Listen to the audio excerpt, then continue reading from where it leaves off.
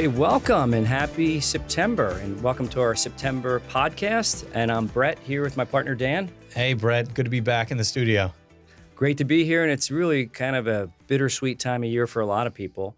You know, a lot of people don't love the end of summer, and I guess maybe some people love sending their kids back to school, but maybe some people don't love that. But I think you and I don't have to worry. We're kind of like bookends here. Yep. My youngest graduated college a couple of years ago, and you got what? I got 2 under 4. So right now, we're in the thick of it. We don't get that summer break yet, but logistically, I know for parents, that's pretty challenging. Yeah, and neither one of us has to do any back-to-school shopping, though, That's right? correct. So that makes it easy. Although I think for many reasons, well, a couple of reasons, it is my favorite month of the year because one thing is college football started last weekend, which I love. And for anybody who spends time down at the New Jersey beaches, I think September is the best month of the year. So if you're looking for me in September, I'll be down in Ocean City, New Jersey. Great weather. Great weather and a lot of fun events, too. I know coming up next weekend, is it in Ventnor? There's the Down Beach Seafood Fest and I things saw like that. that. So, yeah, it's just a great time of the year. But surprisingly enough, not that great of a time of year for the markets. Historically, good point. It's actually the worst month of the year for the markets. I was looking at a report from your Denny Research, and I was surprised at some of the numbers. But going back to 1928, it is the September, the absolute worst month of the year. On average, the decline's been about 1%. And another interesting stat on that is that in about last 97 years, it's the only month of the year that actually has more down occurrences compared to up occurrences. So it's down more than it's up. And even if you look at it over the last 5 and 10 years, it's been even worse than the average. For example, the S&P 500 during the last 5 years has averaged a decline of about 4.2% in September. And over the last 10 years, it's about a 2% decline in September. So, Brett, with that in mind, is there anything going on this year that you think would move the markets in a different direction than they historically have acted in the month of September? Or do you think we're in for another bumpy ride? I think we have some positive occurrences, and we'll talk in detail about the Fed. A lot of the podcast will be taken up by the Fed. But by all accounts, the Fed's looking on September 17th to lower rates. So that's a positive for the market. Also, we've had very strong earnings. We'll talk about that as well. So there's a couple of positives there. But there is a thing, and I don't believe it. We could talk about some of the seasonal trends. There's a lot of little trends. There is a thing called the September effect that kind of causes this down month. And some of it could be, if you think of it logically, a lot of people are off on vacation in August, so they're not logging into their accounts. Particularly if you have an up year heading into September, it might be just a time where people are getting back to work. When you get back to work, you tend to check your portfolio and maybe take some gains or do some tweaks. Well, and with that in mind, people are going to come back and start checking portfolios, and I think they'll be more or less pleasantly surprised as how markets have performed over the course of the summer. But yeah, you could see some selling pressure, and then there's no shortage of headlines right now. I mean, we've got Congress now back in session. A lot of headlines politically there. We've got the potential of a government shutdown in the very near future. Tariff discussion back on. I know we had the administration just had a pretty unfavorable ruling at the appellate level on the tariff front, but there's still a big question mark there, how the Supreme Court will decide that if and when it gets in front of them. And then the geopolitical environment is still challenging, right? So I think there's headwinds. The backdrop is, like you said, there's a very high likelihood of a cut in September. Sizing wise, consensus right now is what, 25 basis points? Yeah, I didn't check. Did you check today's probabilities? You can do it in the betting market, but it was, last I looked, it was like 90% probability of a 25 basis point cut. So it seems like what it's about to be, right? And then, but yeah, you're right.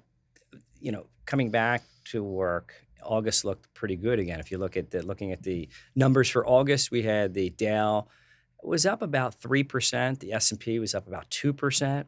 And I think that was the 4th monthly increase in a row for the S&P.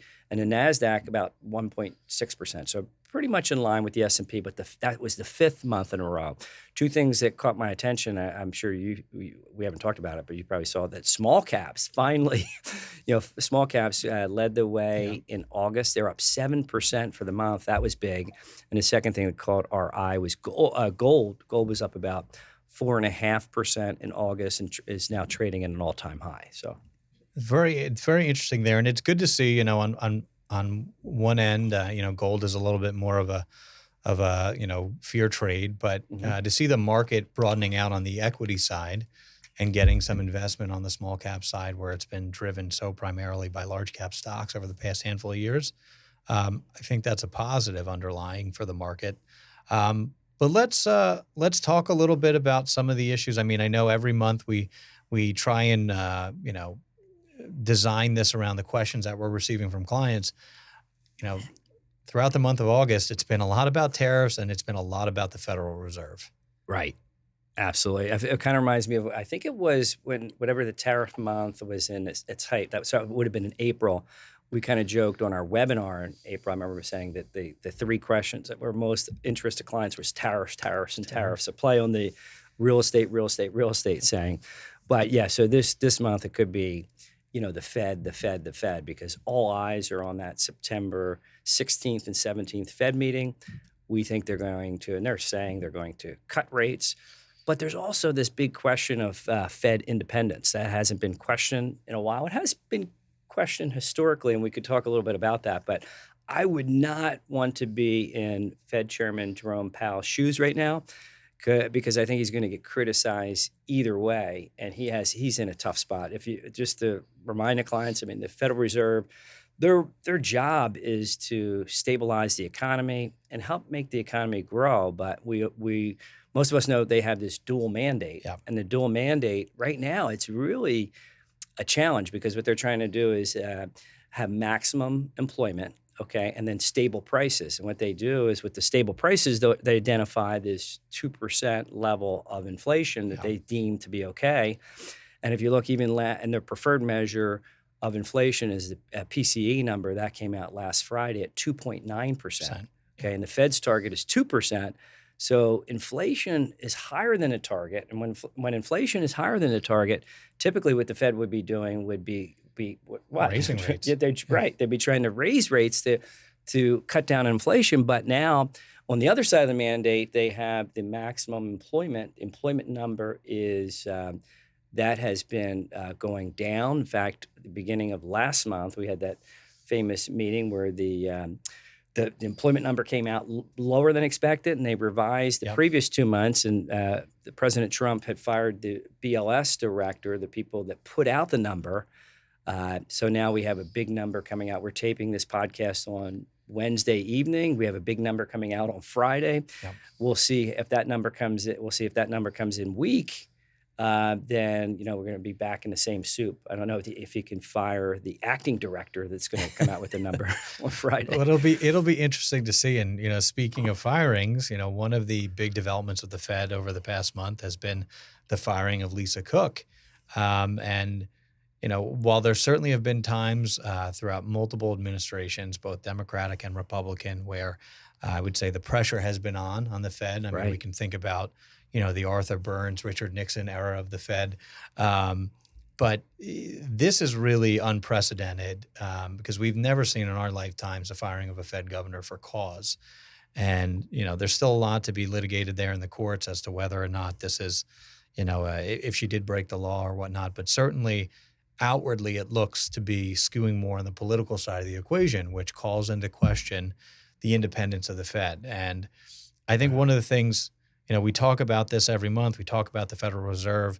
It might be helpful as well for some clients just to take a little bit of a kind of trip down memory lane and understand, to your point, how did we arrive here? What has the Fed done historically? And how did it start? And really, it was, you want to think about the early American economy and think about, pre-World War I, post-Civil War, heading into World War II, that era of America. Woodrow Wilson's president, December 23rd, 1913, they passed the original Federal Reserve Act. And one of the reasons that came about is you had this era of time where you had a lot of bank failures. The most famous of which was the Knickerbocker Bank in New York Absolutely. City. And you had to have great industrialists like, JP Morgan step in and kind of save that. And looked at it as a nation, said maybe it's not the best to have wealthy individuals be the only backstop for Right. the banking institution. So have the Federal Reserve Act signed. Then we move forward out of the Great Depression, and we get this sort of modern Federal Open Market Committee design that we have in 1935, where we have 7 governors plus the New York Fed and then 4 rotating bank presidents. And that was designed with that structure to kind of maintain independence, right? Right. It wasn't primarily located in Washington. We had representation across the United States. We had these both political appointees on the FOMC directly, but then these regional presidents that were Absolutely. then brought in by the FOMC members. So you had this decentralized monetary policy or monetary poles throughout the country to design a centralized monetary policy, kind of a, Yes. a little bit of an Yeah. oxymoron there. So that brings us to kind of where we are today. We have this structure in place, and we have right now about an even split between Biden appointees and Mhm. Trump appointees on the FOMC. And what we saw over this past, let's call it week and a half, 2 weeks or so, is between a resignation earlier of a Fed governor and now a dismissal of a Fed Right. governor, we're starting to see that balance skew less from a 50-50 standpoint, now more to maybe heavily leaning closer to the current administration's policy stance. That's natural. That'll happen throughout the course of a presidential cycle, but we've arrived there unnaturally. Absolutely. And I think that's, adding a little bit of panic and some question marks in the marketplace. I mean, is my read of this wrong? No, I think it's great, and that's a great walk down historic lane for the Fed. And it's funny, I was talking to a client yesterday at the sidetrack. He said, "Wow, I watched your podcast." He said, "You and Dan do you talk over the topics beforehand, and do you do any takes?" He was just asking procedurally. Funny thing is, we don't. So it's the first time I heard Dan mention that. We don't have a lot of time during the day to do that. Ideal, but maybe it comes across in the podcast that we don't talk about the stuff before. We talk about the topics, but we don't talk about what we're going to say. And we haven't stopped the tape in any of the podcasts yet. We just kind of keep going. But I think that's a great setup because if you think about it, entering 2025 when Trump came into office, really he only had 2 seats on the Fed out of the 7, right? 2 were Trump appointees. And now it could be flip-flop where it could be 4. Probably, well, who knows what's going to happen with Cook. I think we do know what's going to happen there. It's going to go to the Supreme Court probably and pretty quickly to determine. But if that were to stand and he was able to remove Cook, he's got 4 of the 7. And then Jerome Powell, as we know, his term is up in May of 2026. Correct. So could be 5 there. And so Trump might get what he wants. And we know that people that if anybody's auditioning to be a Federal Reserve board member, basically under the Trump administration right now, they're going to have a bias towards cutting rates, right? So, there's some danger there. Definitely President Trump has a real estate background. Historically, he likes, his bias would be low interest rates. But the Fed's job is to avoid, you talk to history, part of the reason they have other countries have a Federal Reserve or similar. You want to avoid booms and busts through the years. What's best for an economy is kind of a linear, more slow growth target over time because then businesses can plan properly. Correct. The problem with booms and busts is you don't know when the busts are coming. So it's hard to plan your business if there's a bust. And hopefully the Fed can backstop that. But you play this thing out and wonder where it's going to be potentially next year. And what could happen is just think about right now the Fed really what they do is they control the federal funds rate. Okay, and it's a range. It's not they can't even give you a precise number. It's between 4 and 4.25%. So if they have this thing called the R squared or the long-term target rate, right? And that's about 3%. At least that's what they said in the last Fed meeting, which means we're still above that. So what could happen though if President Trump controls the Fed more with 4 people that are willing to cut rates, what could happen next year is that if you get near 3% on the Fed funds rate, you never know. What could happen is the 10-year bond might actually go up. Yeah. You just have a wider, you have a steeper yield curve.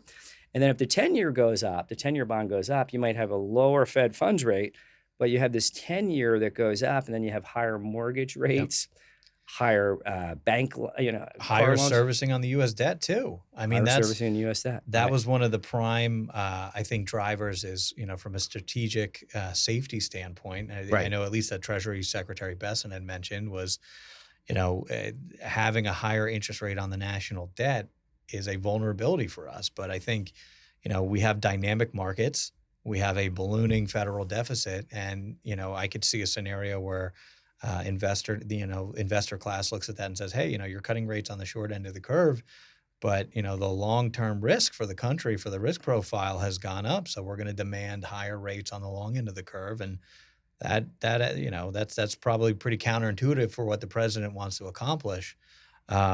It'll be really interesting to see how that plays out. And I think the other thing that, putting anyone's politics aside, I think the issue about Federal Reserve independence, and we've seen this play out multiple times throughout history and in other countries, most recently in Turkey, is if you have the federal bank that is skewing a little bit too closely to the administration's line, you can have real instances of hyperinflation. Right. I mean, you saw in Turkey, you had inflation go up close to 80%.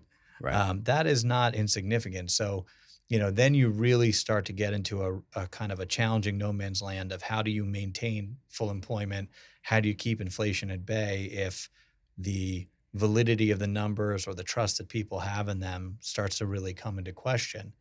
And that's not making a judgment on the administration's desire for lower rates or not. But I think with a lot of things, the approach really matters here too. And maybe this Absolutely. approach feels a bit jarring to investors. Yeah, but we definitely, there's no doubt that the consumer spending is slowing. Yeah. We just had it's Wednesday. We're taping this. We had a beige book report that was weaker than expected. We know the jobs report last month was weaker than expected. A lot of the consumer spending numbers are coming in weaker than expected. So there's your case there. That would make sense to potentially cut rates into that. And I think they should because the market's expecting it. I think they certainly should cut rates in September. That seems like that's going to happen. You look at, the most Wall Street banks. I know Goldman Sachs is expecting 2 rate cuts this year and some rate cuts next year. And a lot of the economists are pointing towards that 3% target, maybe by the end of next year. We just got to be careful how you mentioned jarring. We just got to be careful how quickly we get to that level. And I do think, I think we're clearly leaning in that direction. Even just, I had some quotes here or phrases from some of the key voices. So for Jerome Powell, President Williams, and Governor Waller, you've got Jerome Powell saying, hey, the shifting balance of risks are toward labor right now. Right. You've got Williams saying September is live and we're being data dependent. And then you've got Waller, the most outspoken of the bunch saying, let's get on with it, start cutting now. More cuts in 3 to 6 months if needed. So I think, if Jerome Powell historically has been neutral to hawkish, you're starting to see that language kind of ease, quite a bit. So I think September is highly likely. But then we have to see, if the labor market continues to produce, a 3-month average of 35,000 jobs, that is not a great economic indicator for the strength of the underlying economy. So you might see, additional cuts between now and the end of the year. If inflation runs hot, maybe this is the last cut we see for a while. Yeah, and you mentioned Waller because remember Waller and Bowman both dissented. Yeah, they dissented last month, and I don't know who's auditioning, but Waller's definitely his name's been mentioned to replace potentially Powell.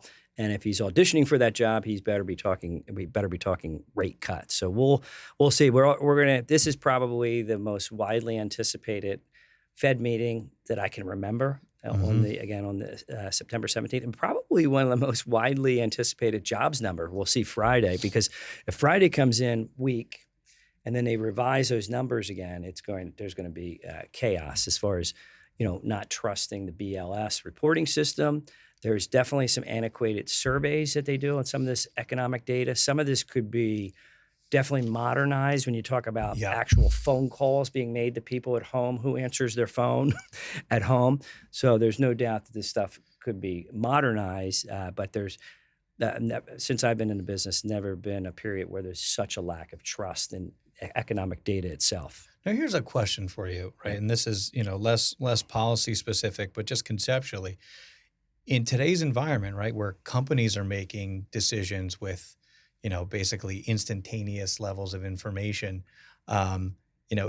the Fed model, a bit antiquated at this point? Is there a reasonable argument to be made that, the way that we've operated over the past, let's call it close to century now in terms of Federal Reserve governance. Does a 12-person body that's dealing with data that is lagging indicators and imperfect, as we just Yeah. described, is there some modifications that should be made there, or are there modifications, I should say? Yeah, you would think that, with AI and the current technology stack out there, that you could do things where, revisions wouldn't have to, maybe have a 3-month average and the Yeah. jobs number, kind of think of it longer term.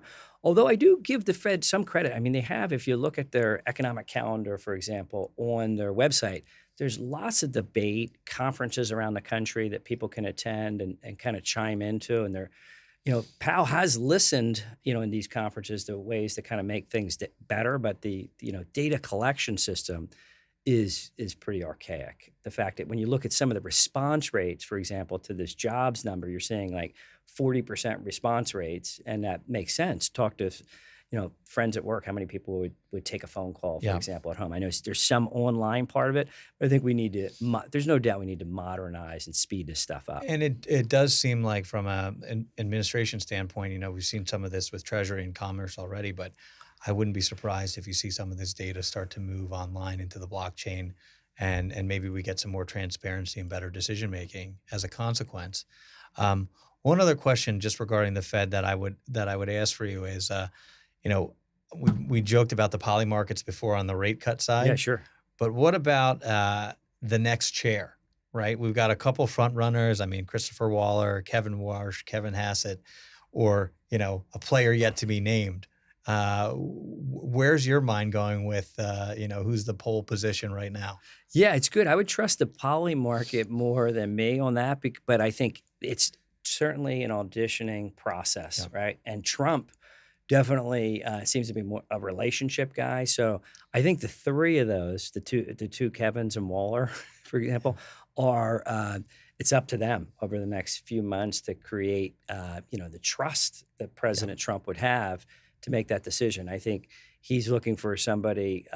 He's looking, and this is again is the Federal Reserve's independence at risk. He's looking for a close connection with the Yes. Fed with the Fed governor that has not existed in the past. It's always been political. You mentioned the Arthur history Burns. of the Fed, Arthur Burns, but even going back, I know there was a whole story. You can look it up in I think it was like 1832, where Andrew Jackson, president at the time, he had a big political fight with the Fed, and they didn't renew I think it was the second bank of the U.S.'s charter. So there's politics everywhere. There's no doubt when people say, they're completely separate, not political. Same thing they say about the Supreme Court. We all Yeah. know that they can fall along party lines. And, structurally, there's something to mitigate there, right? You have 14-year terms, which, Right. in theory, kind of provide some insulation to this. But, it's a great point, right? These are all political appointees, Right. okay, throughout various different administrations, and they overlap between multiple in many cases. But there's always a degree of realpolitik that goes into these decisions on who's on the boards to begin with.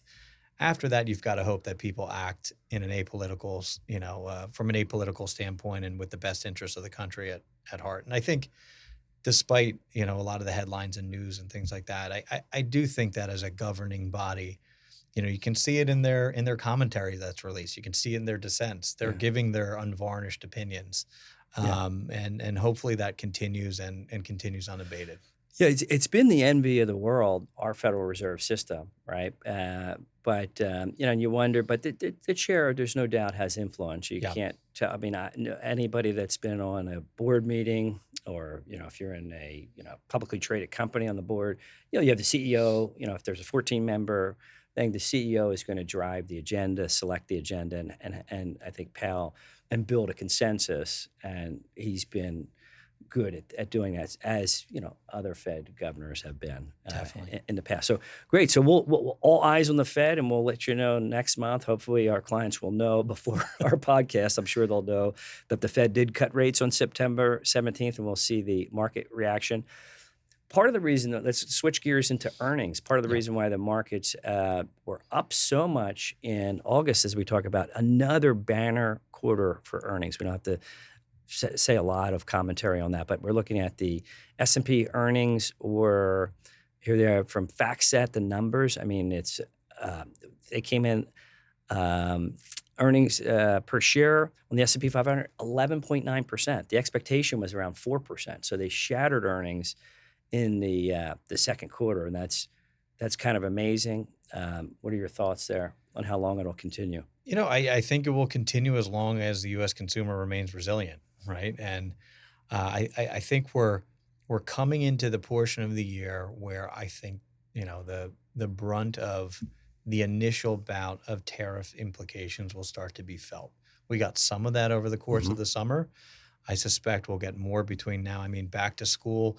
We were joking before about, thankfully, neither of us had to participate in back to school shopping this year, but from every indication I've heard, it is substantively more expensive for individuals. Anecdotally going out to eat and things like that, it's really starting to become quite noticeable. So I wonder how much further it can go before people start to really pull back, rein in, and modify their spending. And, that's a huge variable. I think that's going to drive the show between now and the end of the year.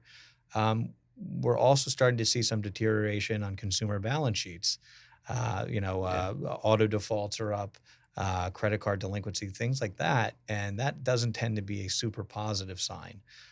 So I think there's a flashing yellow light ahead, be a little cautious. But for this past quarter, I mean, the consumer showed up. Right. And AI spending. But yeah, Yep. you're right about the tariffs, because Caterpillar, if you look through some of the earnings announcements, Caterpillar warned they could see somewhere between 1.5 to 1.8 billion hit this year from the tariffs. So that's and then in the retailing space, Gap was down on earnings.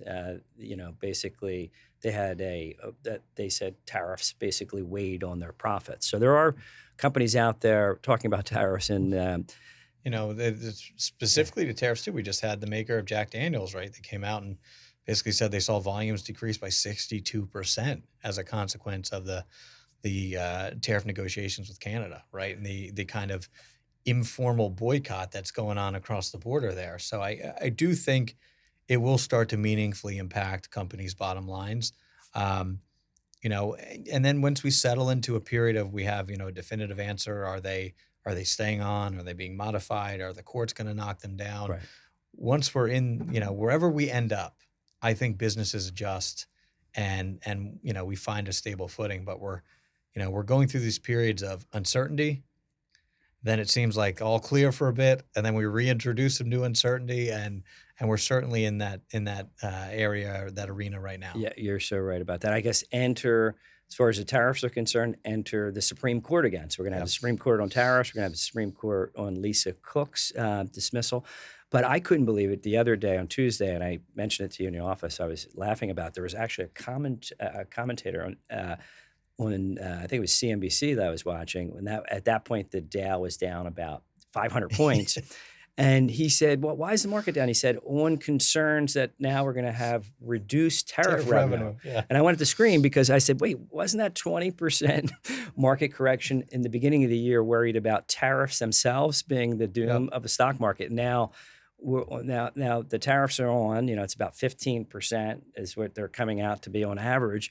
And now the markets are freaking out about tariffs. A lack of tariff revenue. Lack of tariffs, right? So we go back to tariffs. So it's, I think when the stock market, we're in that business sometimes, when at the end of the day, when somebody says to you, why was the market up today? You need to give them a reason. They have CNBC and Bloomberg. They have to look for a reason as to why the markets were up or down for the day. And the real reason would be if it's up, you have more buyers than sellers, and if it's down, you You have have more more sellers sellers than than buyers. buyers. That's not interesting. Like, So we have to gotta there's a have a whole storyline. yeah, you got to mechanize, and sometimes you have to look pretty deep to figure out what happened that particular day, Yeah. right? Well, I think as we head into the end of the year here, I think we're going to have no shortage of potential headlines that could move the market on any given day. So I thought maybe we kind of focus back in on, and I know we say this every time we're on these calls and podcasts, but it's really true. It's a good time to look back, look at your risk tolerance, look at your positioning, and we've had a good run over the course of the summer. Look at your equity exposures, make sure they're still in line with what your financial plan dictates, and that you're taking reasonable levels of risk. And let's have those conversations. That's what we're here for, and that's why we're doing this every month. It's a fun way to communicate with all of you, but it's also an important reminder that the headlines are different from month to month, but the underlying strategy doesn't necessarily have to be. Absolutely. And I say it to clients all the time. In many ways, we are preaching to the choir Yeah. because that's what the clients say to us. I had somebody last week. He said, "Hey, well, maybe if we do have the September effect," this is a client, and he said maybe he had some money in money market that we've been talking about putting into the market potentially because he reminded me it was 5.5% for his money market rate. Now it's about 4.3%. So money market rates have come down over the last year in anticipation of the Fed cutting rates, right? That we'd have a lower interest rate environment. So his thought was, if we have some sell-off in September, it would be a good opportunity to buy. And I would agree with that. I think right now, if you look at generally we have lower interest rates ahead. Okay, we continue to have these strong earnings that we talked about. A lot of it is based on money being thrown into AI. Yeah. So it seems pretty stable. There's always something to worry about. There's also problems. There's a slowing economy, slowing consumer spending, slowing jobs, but that might cause the Fed to lower rates even a little bit more. But right now, probably the biggest worry would be inflation. It's been so persistent since COVID. It's been so unpredictable. I'm glad I don't have to predict where inflation is going to be in 3 or 6 months because it's Be a losing bet. It's so difficult. And sometimes, be careful what you ask for because we're all, or at least a lot of us, are rooting for the Fed to cut rates. But then again, if it causes more inflation, people aren't going to be happy. Exactly. So bottom line is think long term, and that's why you develop a financial plan. Anything else, Dan? No, I just I think again we're here. We're happy to have these conversations. This is the stuff that excites us on a day-to-day basis, is working with all of our clients and helping them navigate, which are at times very turbulent waters. So looking forward to next month, seeing what surprises and headlines pop up along the way, and that's where I would leave it, Brett. Yeah, and I'll leave it with just tomorrow night. We're taping this on Wednesday. Eagles, Dallas Cowboys. So I can't believe the bad trade that the Dallas Cowboys put together. I know we have a few clients that are Dallas fans. So hopefully it'll be an easy win tomorrow night. But again, talking about the favorite time of year, we got football starting tomorrow with the Eagles, Cowboys, and Penn State that I root for is number 2 in the country. So with that, Any predictions on the game? The Eagles game. Yeah. I think Dallas is in turmoil. I'd say Eagles by 14. I love it. All right. We'll check the tape. Check the tape. Have a great month. We'll talk to you soon. Thanks, Thank you. everyone.